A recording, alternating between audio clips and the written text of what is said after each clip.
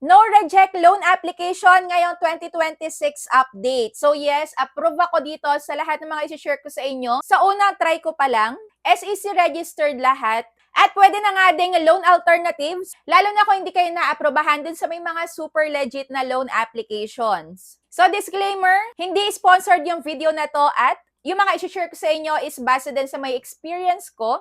Dahil sasabihin ko din sa inyo kung ano yung positive at negative feedback ko dito bilang user na din. Para magka-idea nga kayo kung ano ba yung pwedeng nyo subukan, pwede nyong applyan pagka emergency na mangailangan kayo agad ng pera. Kaya ayon, simulan na natin.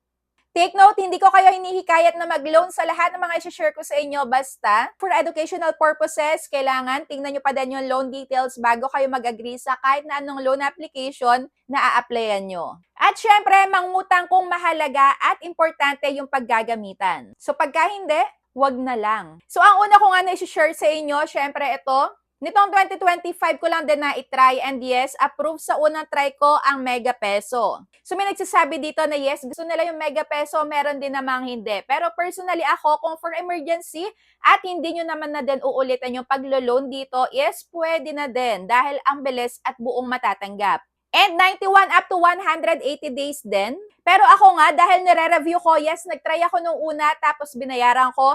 Nung pangalawa naman, na-offeran ako ng multiple loans na agad-agad at hanggang 3 beses pa, kahit na may existing loan ako sa kanila. So yes, pure honest reviews, may kalayaan kayo na mamili kung ano yung a-applyan nyo or hindi. Yung maximum na pwedeng ipaloan dito is up to 50,000 pesos, pero yung na-try ko nga dati na 1,000 na loan para magka-idea kayo. So, ito naman yung babayaran ko, 978 after 15 days yan. Yan yung unang loan ko sa kanila. At after 30 days na yung kasunod na pagbabayad. So, dito lumalabas na parang nabayaran na natin yung parang kabuuan na ng nautang natin sa kanila. At pagka nabayaran natin yung unang term na yon sa pangalawa at pangatlo na is mga interest na lang yung babayaran natin. So, makakapag-ipon pa naman kasi tayo dito dahil yung kasunod na pagbabayad na is after 30 days. Tapos yung kabila naman, yung last na pagbabayad, is matagal nga din. Kaya ayun, matagal yung pagitan ng pag-iipon natin ng pambayad sa kanila. Kaya good for emergency purposes lang talaga. So feedback naman dito, negative feedback, yes, kukontahan yung contact reference mo kahit na 1 day ka pa lang dito na ma-overdue. So yan naman yung kailangan alam nyo din bago kayo mag-try. Kung magkano yung interest na aabutin, yes, medyo may kalakihan yung interest dito. Kaya sabi ko sa inyo, sa umpisa nyo na lang utangan. Pag talagang kailangan dahil mabilis na ito mag-disburse. So, i-divide lang natin yung pinaka-interest doon sa may total amount na natanggap natin. So, i-divide nyo lang yan and times 100. So, yan na yung lalabas na interest. So, ang pangalawa na nga natin ay walang iba kundi ang Cashify. So, nag-rebrand nga sila. Dati silang Casyola na ngayon is Cashify na. At yes, buo din to ang matatanggap. So, ito naman is 180 days to pay at may terms na 2 terms, 3 terms, 5 terms, at 7 terms. And hindi lang din siya basta 7 days dahil every 15 days naman, may 15 days interval din. At ito nga yung nautang ko sa kanila. At kung kukompute naman natin, yung pinaka-interest na aabutin is, ayan, i-divide lang natin kung magkano yung interest dun sa may pinaka-total amount na na-receive natin and times 100. So, yan na yung pinaka-interest na aabutin. Yes, may kalakihan, pero kung gusto nyo nga na buong matatanggap, pwede din to for emergency. At dito nga pagka nag-reloan kayo is ma-offeran din kayo ng multiple loans kagaya din sa Mega Peso. So yung mga babanggitin ko lahat na to is SEC registered din naman. Pero syempre, medyo may kakulitan din to pagka mag-re-remind sa inyo. So meron din ako mga nababasa na rejected sila sa may pangalawang reloan nila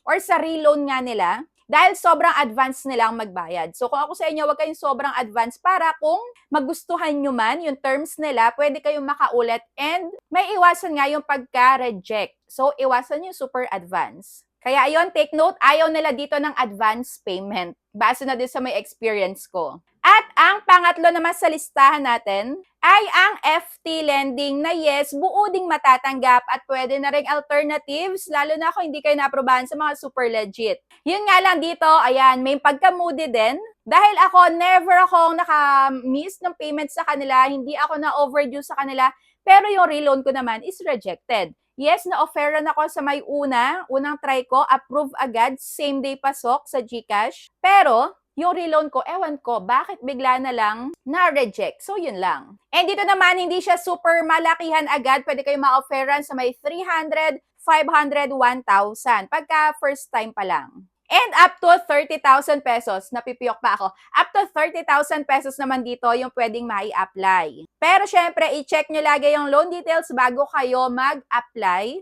Kung swak sa inyo, then go. Pag kayang bayaran sa due date, then go din. Pero pagka hindi, medyo alangan tayo, wag nyo na pong ipagpatuloy para iwas sakit ng ulo.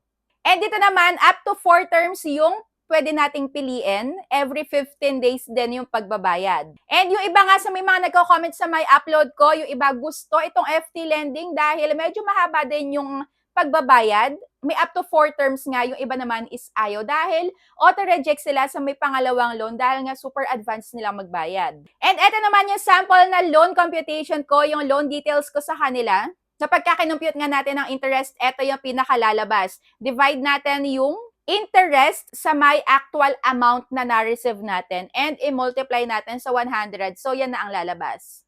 And another loan app na kukontakin din yung reference mo once na ikaw ay ma-overdue or ma-late nga ng pagbabayad even 1 day lang. Kaya yon, abisuhan nyo lagi yung inilagay nyo as contact reference na baka meron silang matanggap na reminder din pagka malapit na yung due date nyo. So sabihan nyo na lang yung mga references nyo na i-ignore na lang. Or kung ayaw nilang ma-istorbo lagi is block na lang nila yung mga unknown numbers.